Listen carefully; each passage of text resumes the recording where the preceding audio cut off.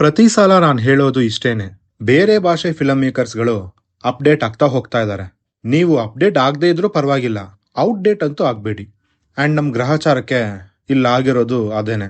ನೀವಿನ್ನೂ ನನ್ನ ಚಾನಲ್ಗೆ ಸಬ್ಸ್ಕ್ರೈಬ್ ಮಾಡ್ಕೊಂಡಿಲ್ಲ ಅಂತಂದರೆ ಈಗಲೇ ಸಬ್ಸ್ಕ್ರೈಬ್ ಮಾಡಿ ಮತ್ತು ನನ್ನ ಹೊಸ ಪ್ರಯತ್ನಗಳಿಗೆ ಸಪೋರ್ಟ್ ಮಾಡಿ ಅಂತ ಕೇಳ್ಕೊತೀನಿ. ಇಂಟ್ರೋ ಮುಗೀತು, ಸಿನಿಮಾ ಒಳಗೆ ಹೋಗೋಣವಾ? Hayagreeva, written and directed by Raghukumar OR, starrer by Dhanveer, Sanjana Anand, Sunil Rao and many more.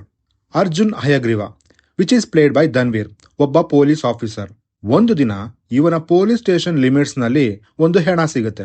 ಅಲ್ಲಿ ಇನ್ವೆಸ್ಟಿಗೇಟ್ ಮಾಡಕ್ಕೆ ಬಂದಂತ ಅರ್ಜುನ್ಗೆ ಒಂದು ಆಶ್ಚರ್ಯ ಕಾದಿತ್ತು. ಯಾಕಪ್ಪ ಅಂತ ಅಂದ್ರೆ ಅಲ್ಲಿ ಬಿದ್ದಿರೋ ಹೆಣ ಹಾಗಿತ್ತು.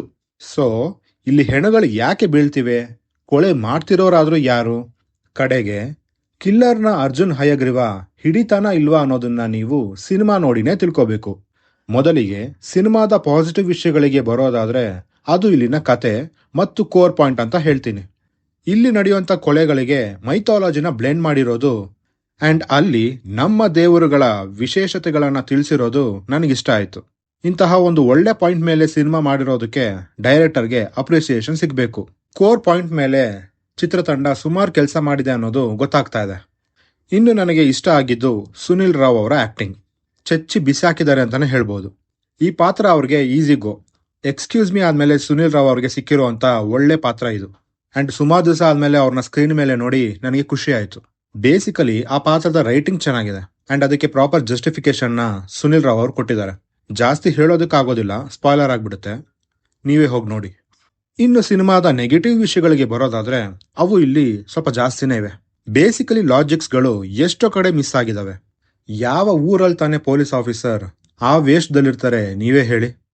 ಚಿತ್ರತಂಡಕ್ಕೆ ಆ ಥರ ಲುಕ್ಸ್ ಬೇಕು ಅಂತಂದ್ರೆ ಅದಕ್ಕೆ ಪ್ರಾಪರ್ ಆಗಿರುವಂಥ ರೀಸನಿಂಗ್ನ ಪ್ಲೇಸ್ ಮಾಡಬೇಕು. ಧನ್ವೀರ್ ಅವರ ಆ್ಯಕ್ಟಿಂಗ್ ಓಕೆ ಅಂತ ಹೇಳ್ತೀನಿ. ಯೂಶಲಿ ಧನ್ವೀರ್ ಅವ್ರಿಗೆ ಮಾಸ್ ಆಡಿಯನ್ಸ್ನ ಪುಲ್ ಮಾಡೋವಂಥ ಕ್ಯಾಲಿಬರ್ ಇದೆ. ಅದಕ್ಕೋಸ್ಕರ ಅಂತಾನೆ ಆ 6 ಪ್ಯಾಕ್ಸು ಫೈಟ್ಸ್ಗಳನ್ನ ತುಂಬಿಸೋದು ಅವಶ್ಯಕತೆ ಇರೋದಿಲ್ಲ. ಅದರಲ್ಲೂ ಈ ಸಬ್ಜೆಕ್ಟ್ಗೆ ಅದರ ಅವಶ್ಯಕತೆ ಇರಲಿಲ್ಲ. ಆ್ಯಂಡ್ ಬೇಸಿಕಲಿ ಆ ಪಾತ್ರಕ್ಕೆ ಅಷ್ಟೊಂದು ಸ್ಕೋಪ್ ಏನು ಇರಲಿಲ್ಲ ಪರ್ಫಾರ್ಮೆನ್ಸ್ ಮಾಡೋ ಅಷ್ಟು. ಸಂಜನಾ ಆನಂದ್ ಅವರ ಪಾತ್ರ ಕೂಡ ಅಷ್ಟಕ್ಕಷ್ಟೇ. ಸಿನಿಮಾದ ಬಿಗ್ಗೆಸ್ಟ್ ನೆಗೆಟಿವ್ ಅಂತಂದ್ರೆ ಅದು ಇಲ್ಲಿನ ಫಸ್ಟ್ ಹಾಫ್. 15 ವರ್ಷದ ಹಳೆಯ ಚಿತ್ರ ತರ ಅನ್ಸುತ್ತೆ. ಲಿಟ್ರಲಿ ಎಕ್ಸಿಕ್ಯೂಷನ್ ನಲ್ಲಿ ಡೈರೆಕ್ಟರ್ ಎಡವಿದ್ದಾರೆ ಅಂತಾನೆ ಹೇಳ್ಬೋದು.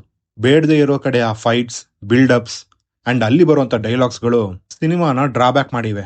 ಸಾಧು ಕೋಕಿಲ್ ಅವರ ಕಾಮಿಡಿ ಈ ಸಿನಿಮಾಗೆ ಅವಶ್ಯಕತೆನೇ ಇರಲಿಲ್ಲ. ಕಮರ್ಷಿಯಲ್ ಆಸ್ಪೆಕ್ಟ್ಸ್ ಗಳನ್ನ ಇಟ್ಕೊಂಡು ಡೈರೆಕ್ಟರ್ ಈ ತರ ನಿರ್ಧಾರ ಮಾಡಿದಾರಾ ಅಥವಾ ಹೀರೋನೇ ಈ ತರ ಮಾಡಿ ಅಂತ ಹೇಳಿದಾರಾ ಗೊತ್ತಿಲ್ಲ. ಬಟ್ ಒಂದು ಒಳ್ಳೆ ಕ್ರೈಮ್ ಥ್ರಿಲ್ಲರ್ ಆಗುವಂತ ಈ ಸಬ್ಜೆಕ್ಟ್ ನ ಬೇಡದೆ ಇರೋ ಕಾಮಿಡಿ, ಫೈಟ್ಸ್, ಬಿಲ್ಡಪ್ಸ್ ಗಳನ್ನ ತುಂಬಿಸಿ ಹಾಳು ಮಾಡಿದ್ದಾರೆ. ಓವರ್ ಆಲ್ ಆಗಿ ಹೇಳ್ಬೇಕು ಅಂತಂದ್ರೆ ಸಿನಿಮಾ ಬಿಲೋ ಆವರೇಜ್ ಆಗಿತ್ತು. ಇನ್ನು ನೀವೇನಾದ್ರೂ ಈ ಚಿತ್ರನ ನೋಡಿದ್ರೆ ಹೇಗನ್ನಿಸ್ತು ಅಂತ ಕೆಳಗಡೆ ಕಮೆಂಟ್ ಮಾಡಿ ತಿಳಿಸಿ. ವಿಡಿಯೋನ ಮುಗಿಸುವಂತ ಸಮಯ ಆಯ್ತು. ಮುಂದಿನ ವಿಡಿಯೋದಲ್ಲೇ ಸಿಗೋಣ ಅಂತ ಹೇಳ್ತಾ ನಾನಿನ್ನು ಹೋಗ್ಬಿಟ್ಟು ಬರ್ತೀನಿ.